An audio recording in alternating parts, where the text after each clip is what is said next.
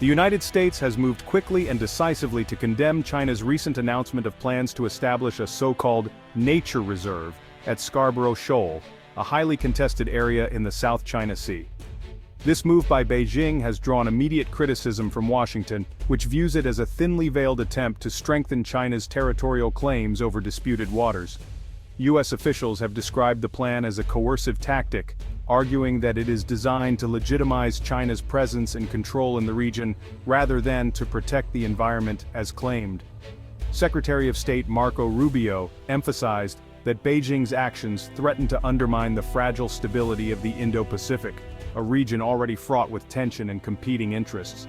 He stressed that China's move directly challenges the sovereign rights of its neighbors, particularly the Philippines, whose fishermen and maritime interests are at risk.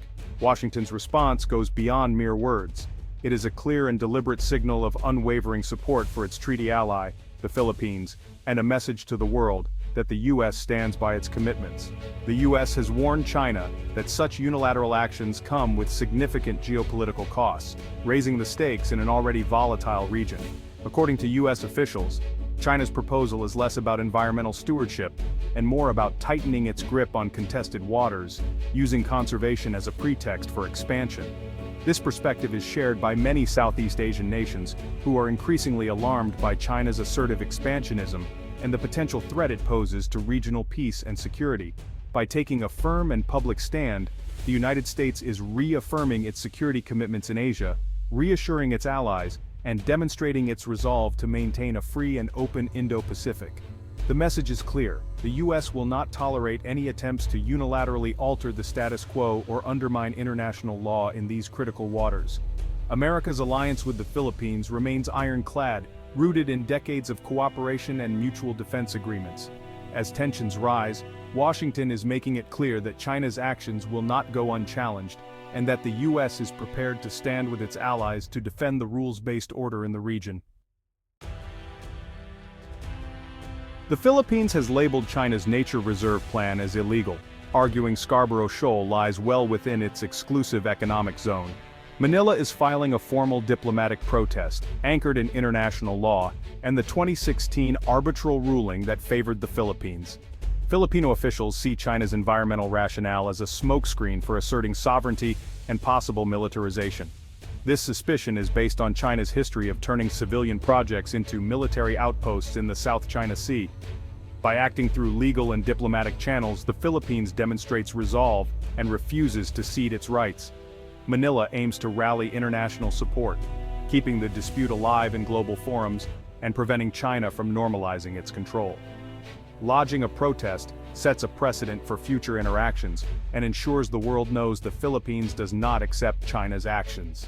The Philippines is determined to defend its sovereignty and economic future. The 2016 arbitral ruling from The Hague is the Philippines' main legal weapon, invalidating China's sweeping claims in the South China Sea. China rejects the ruling, dismissing it as illegitimate, which deepens regional tensions. The U.S. warns that China's coercive tactics threaten regional security and global trade. This standoff highlights the clash between China's territorial ambitions and the international rules-based order. The dispute is a test of whether international law or raw power will shape the region's future. China's refusal to comply with the tribunal ruling raises doubts about the effectiveness of legal mechanisms.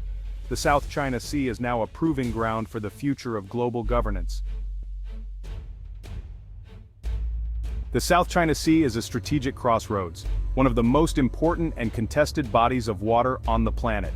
Stretching over 3.5 million square kilometers, it connects the Pacific and Indian Oceans, serving as a vital artery for international commerce and communication. Every year, nearly one-third of global shipping, trillions of dollars worth of goods, passes through its waters, making it absolutely essential for world trade. From electronics and clothing to oil and food, countless products rely on these sea lanes to reach their destinations. Any conflict or disruption here would send shockwaves through the global economy, causing delays, shortages, and price spikes that would be felt in every corner of the world. The interconnected nature of modern supply chains means that even a brief standoff could raise costs worldwide, impacting businesses and consumers alike. Beneath the waves, the seabed holds vast, untapped reserves of oil and gas, resources that could power economies for decades to come. This wealth of natural resources fuels intense competition among the many claimant states, each eager to secure energy security and economic growth. China's sweeping claims and assertive presence often block other nations from developing these resources, leading to frequent confrontations and rising tensions.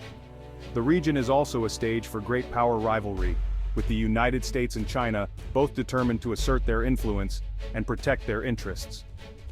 Washington views China's actions as a direct challenge to its traditional security role in Asia, prompting increased military patrols and diplomatic pressure. For China, control of the South China Sea is central to its national security, economic ambitions, and its vision of regional leadership. The area has become a dangerous flashpoint where a single miscalculation could escalate into a broader conflict. Here, the US-led order is being tested against China's vision of a new regional balance, one that could reshape the future of Asia. The outcome will shape not just the fate of smaller states caught in the middle, but also their ability to maintain sovereignty and economic independence. Ultimately, the struggle for the South China Sea is about more than territory. It's about the global balance of power and the rules that govern the international system. The stakes could not be higher, as decisions made here will echo far beyond these waters, shaping the world for generations to come. China frames its Scarborough Shoal plan as environmental stewardship, but critics see it as a pretext for expanding control.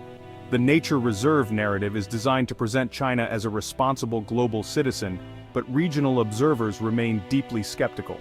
China has a pattern of using civilian or scientific justifications for activities that later become military outposts. This tactic is seen as a public relations move to soften China's image while pursuing territorial goals. For frontline nations, the environmental angle is viewed as a clever but transparent maneuver to assert sovereignty. Declaring a nature reserve is, in effect, an act of administration, an implicit claim of ownership. By managing the ecology of Scarborough Shoal, China is publicly exercising a right it claims, defying the Philippines and the 2016 ruling. The environmental justification is a tool for geopolitical gain. Analysts see China's move as a calculated test of the new Philippine administration's resolve. Beijing is watching Manila's response closely. A weak reaction could embolden further Chinese assertiveness. Experts warn that failure to push back risks eroding Philippine sovereignty and encouraging more encroachment. The government faces a tough balancing act, defending its territory while managing relations with China. Manila's immediate protest signals a choice for firm resistance over quiet acquiescence. The outcome will set the tone for future disputes and influence how other Southeast Asian nations respond to Chinese pressure. A strong stand could inspire regional unity. A weak one could tip the balance further in Beijing's favor. Tensions at Scarborough Shoal are matched by a surge in military activity.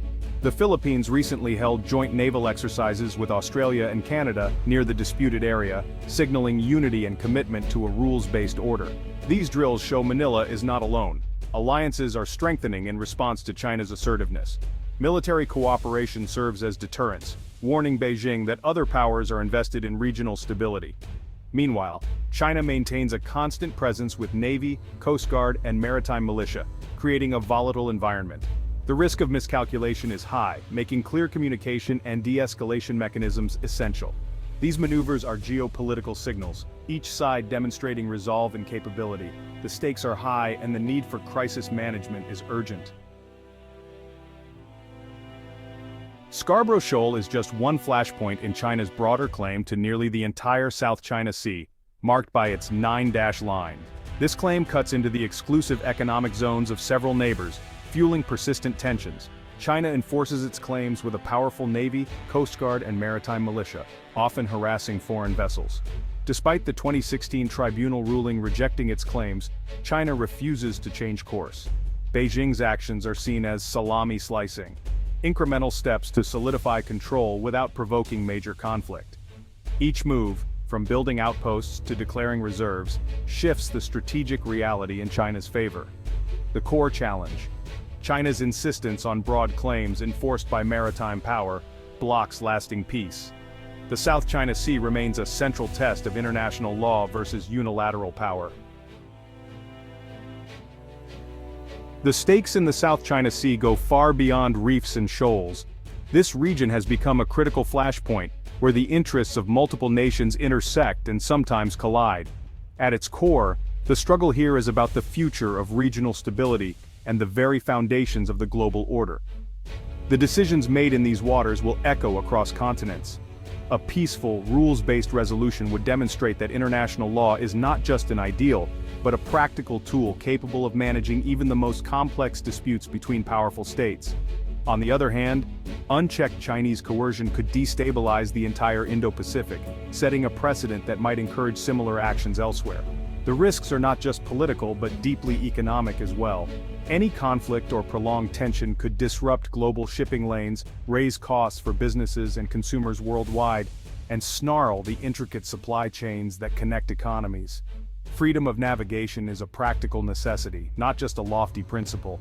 Billions of dollars in trade pass through these waters every day. For ASEAN, this is a defining moment.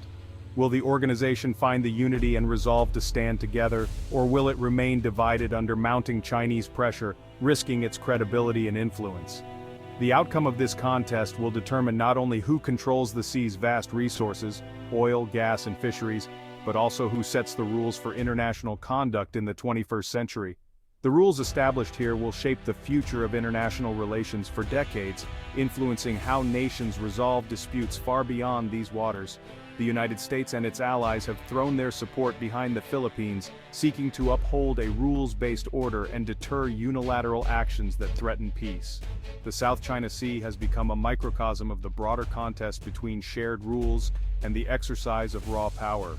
The world is watching closely, and the consequences of what happens here will be felt far beyond Asia, shaping the future of global security, trade, and diplomacy for generations to come.